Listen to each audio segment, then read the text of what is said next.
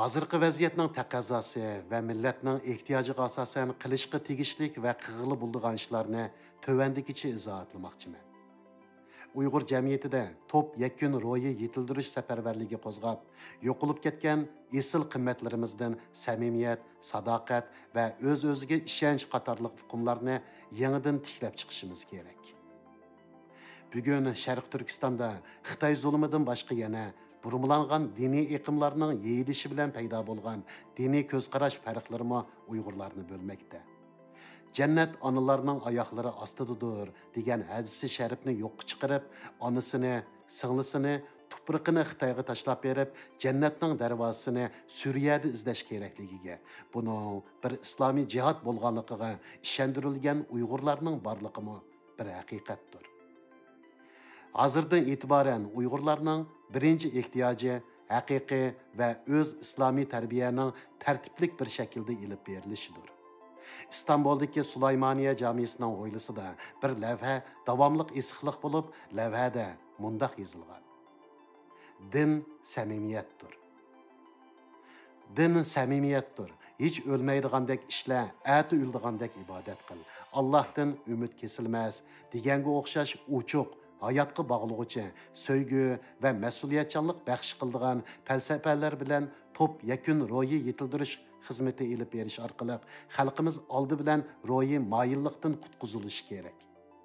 Uyg'urlarning Qaraxoniylar davlati davrida islomning bayroqdori bo'lganligini eskartish va bu orqali xalqimizning o'ziga bo'lgan ishonchisini yangidan tiklash kerak. Bu ish bugungi sharoitlarda Sharq Turkiston zaminida bevosita ijro qilinolmasligi mumkin. Shuning uchun muhojirat yashayotgan Uyg'urlar bu jihatda boshlamchilik qilishi kerak.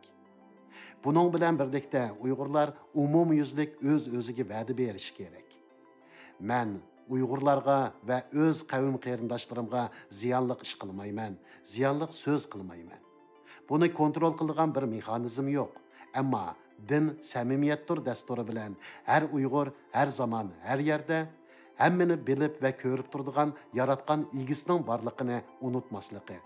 Bu ong bilan o'z-o'zini kontrol qilishi, Allah rızası üçün sözünü tutish kerak. Bugun har Uyg'urning oilasida urug' tuqqan og'i inilari orasidan Xitoy hukumatı tarafidan sababsiz qo'lga ilingan, zindonga tashlangan, yo'q bo'lib ketgan, hatto o'lib ketgan birlari mutlaq bordir. Xitoyning buningdan keyin sen o'l, men tirlay degan bu yo'ldan yaltiyib qolmaydiganligi, bu vahshiy niyatidan qat'iy voz kechmaydiganligi ochiq oshkora ko'rinib turibdi. Her kim öz ailesining va xalqining kelajagini o'ylagan vaqtida bu samimiyatni tiklashdan boshqa yo'lning qolmaganligini, aksichi bo'lganda pat yaqinda yo'q bo'lib ketadiganligini cho'qim tushunib yetalaydi. Hammalarning ayrim-ayrim qahramonlik dastonlari yozishi mumkin emas. Ammo hamma kishining hech bir to'salg'usiz qila oladigan bir ishi bor. U bo'lsa-mu yaratgan egisiga, tug'ib cho'ng qilgan ota-onasiga samimiyat va so'ygu bog'lash. O'zi oid bo'lgan xalqiga, jamiyatga, hatto insonlikqa qarshi mas'uliyatchanligini unutib qolmaslikdan iboratdir. Uyg'urlar milliy va ma'naviy kimligi orasida tangpungliq qurishni, makonga va zamonga qarab kimligini to'g'ri ifoda qilishni o'rganish kerak. Hammamizga ma'lumki, Uyg'urlar odam bilan havoning farzandlari bo'lish sifati bilan insondir. 9 o'g'iz, 10 Uyg'ur ta'bir bo'yicha ilib aytganda turkdir. Sultan Sutuq Bug'roxonning islomiyatni qabul qilib, ismini Abdul Karim Xon deb o'zgartgandan beri, ya'ni 1100 yildan beri musulmondir. Bu kimliklar bir-birini to'liqlash ahamiyatiga ega bo'lib, orasida faqat birnilla keskin tanlab olish, hatto bu kimliklarning birisida alohida ching turib olish Uyg'urlarni bo'ladi, yolg'izlashtirdi. Tarixdan ders ilib, milliy va ma'naviy kimliklarimiz orasida tangpungliq qurgan vaqtimizda Uyg'ur jamiyatining o'rtaq nuqtasi ko'paydi, ijtimoiy ittifoqlik mustahkamlandi. Bo'libmi diniy masalalarda Uyg'urlar o'zlarini boshqalardan bakroq dindor ko'rishga, insonlarning diniy vazifalarini o'rinlash darajasiga qarab baholashga va jamiyatni dindor, dinsiz deb bo'lishga, qisqacha qilib aytganda Allohning ishiga aralashmasligi kerak. Chunki ibodatmi, qabohatmi maxfidir. davran salmay, haqqı ko'rsatmay, jimjit shaklda diniy vazifalarini o'rinlayotgan mo'minlarmi oz emas.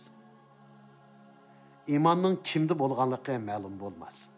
Har kim o'ziga ega chiqishi, diniy jihatda o'zining mas'uliyatini bijo keltirishi kerak. Bu nuqtadan qaraganda bugun Sharq Turkiston masalasini tushundirganda makoni va muhitga diqqat qilishimiz kerak. İslam dünyasıga xitob qilganda Uyg'urlarning islom tarixi va madaniyatiga qo'shgan to'kpilarini bakrak ta'kidlash kerak. Bu shaklda islom dunyosidan Uyg'urlarga sahib chiqishini, erkinlik ko'rishiga destek berishini talab qilishga bo'ladi. Türk dünyasıga xitob qilganda Uyg'urlarning Türk millatining tarkibidagi eng asosli ulus ekanligini ta'kidlashga bo'ladi. Türk madaniyatiga qo'shgan to'kpilarini eskartish kerak. Uyg'urlarning mavjudiyat ko'rishining Türk millatining o'rtaq da'vosi ekanligi, Türk dunyosidan vijdoniy burchi, milliy vazifasi ekanligini urg'ulash kerak. Yevropaga, Amerikaga, Yaponiya, Koreya qatorliq davlatlarga, hatto Xitoyga xitob qilganda Uyg'urlarning 30 million nüfus bilan insonlik oilasining bir a'zosi ekanligi, insonlikning qadim madaniyat tarixida to'kpilari bo'lganligi urg'ulansa bo'ladi. Bugungi dunyo o'rtaq qabul qilgan umumiy haq-huquq hukmi doirasi ichida inson haq-huquqlarining Xitoy hukumatı tomonidan talon qilinganligi, assimilyatsiya siyosati bilan Uyg'urlarni yo'q qilish uchun ilib berayotgan erkiy qirg'inchiligi aslida insonlikqa qarshi ishlangan jinoyat ekanligi qatorliq haqiqatlarni ta'kidlash kerak.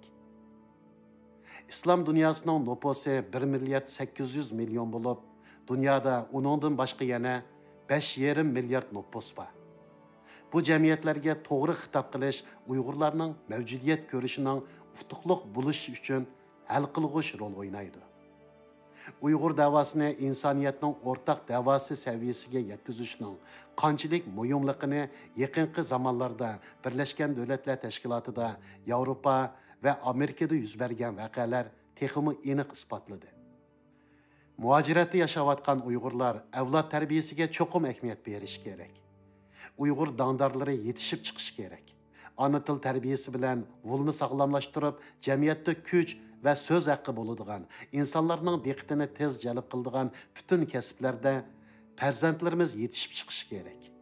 Uyg'urlardan dunyoga mashhur bilim odamlari, san'atchilar, tanarkatchilar bo'lishi kerak. NASA'da bir Uyg'ur astronom Marsga chiqqanda beshida do'ppa, bag'rida ayultuzliq ko'k bayroq bilan salom berganini tasavvur qilib boqayli. Hollywoodda bir Uyg'ur kino artisti mashhur bo'lsa, dunyo mediasida beshida do'ppisi bilan salom berganini ko'z oldimizga keltirib boqayli. Tibetda 7 yil degan filmni ko'rganlar mening nima demoqchi bo'lganimni texmi yaxshi tushundi. Navoda bir Uyg'ur basketbolchining formasida Uyg'urcha Tursun, Erkin degandek ismlar bilan to'p o'ynasa, nima degan cho'ng tashviqot bo'lar, ha? Muhammad Salohga o'xshash mashhur bir Uyg'ur futbolchimiz bo'lsa, uning hayronlarining Sharq Turkiston davosiga bo'lgan tashviqot ahamiyatini o'ylab ko'rayli. Liverpool komandasidagi futbolchi Muhammad Salah maydonda bo'rondek uchib kelib to'p urganda Liverpoolning tarafdorlari agar u yana bir qancha to'p ursa, men musulmon bo'laman deb cho'qon ko'targan. Bir Uyg'ur futbolchi uning o'xshash usta bo'lsa, tarafdorlari agar Tursun yana bir qancha to'p ursa, men Uyg'ur bo'laman desa, davoyimizning oqibatiga qanchalik bevosita ta'sir ko'rsatadiganligini o'ylab yetish qiyin emas deyman. Dangdorlar Sharq Turkiston davosida bak muhim rol o'ynaydi. Muajiratdagi Uyg'ur tashkilotlari barliq imkonlarini to'plab Uyg'ur muzeylari, madaniyat san'at markazlari qurib chiqish kerak. Musulmonlik Uyg'urlar bilan birlikda 1,5 milliarddan ortiq insonning o'rtaq ma'naviy kimligidir. Uyg'urlarni alohida qildigan, davoyimizni butun insoniyatga to'g'ri tuntadigan, erkinlik ko'rishimizning haqliq davo ekanligiga dunyoni qoyil qildigan omil bo'lsa, Uyg'urlarning o'ziga xos madaniyat san'ati va tarixidir. İnsaniyat madaniyat g'azinasiga qo'shgan to'kpilaridir.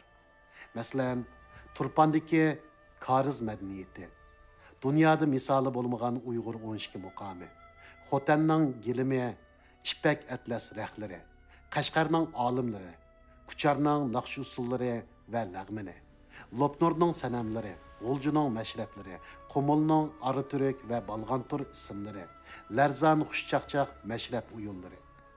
Ve bu teşvikatlar arkalık Akgöngül, Japakesh, özü aç kalsımı musafirga dasturxon qurdigan pidakar Uyghur xalqining erkinlikka, başka milletlerge o'xshash haqqi borligini dunyoga tushuntira olamiz va insoniyatning samimiy yordamiga erisha olamiz.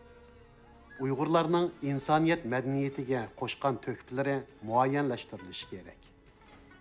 Tarix yaratish, yangiliklar ijod qilish jihatda moyir bo'lsaqmi, Yazıq bilan xotira qoldirishga ahamiyat bermaganligimiz va ko'p qatim yazıq o'zgartganligimiz uchun nurg'unlagan muhim ijodlarimizga ega chiqolmadik.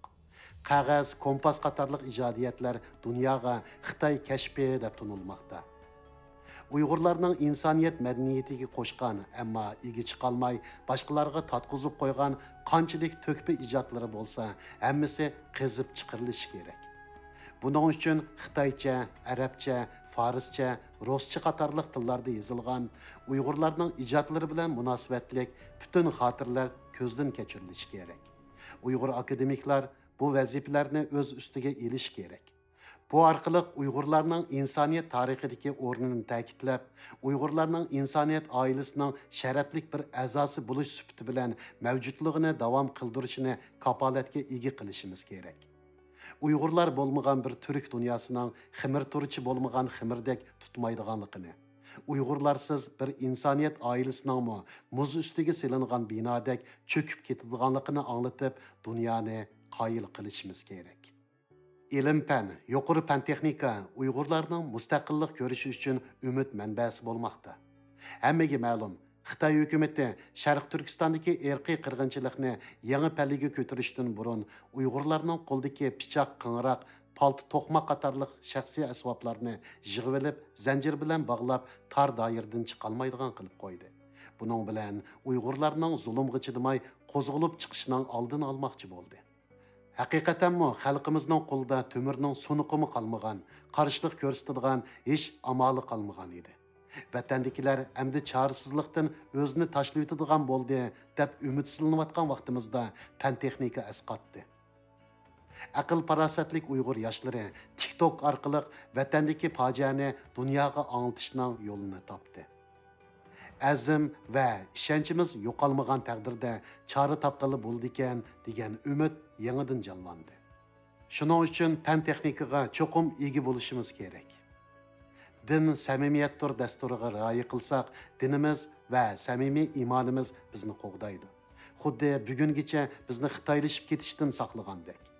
Milliy madaniyat san'atimizga ega chiqib, milliy kimligimizni ilm-fan va yuqori fan texnika bilan o'zlashtirsak, millatimiz cho'qim nijotlikqa erishadi.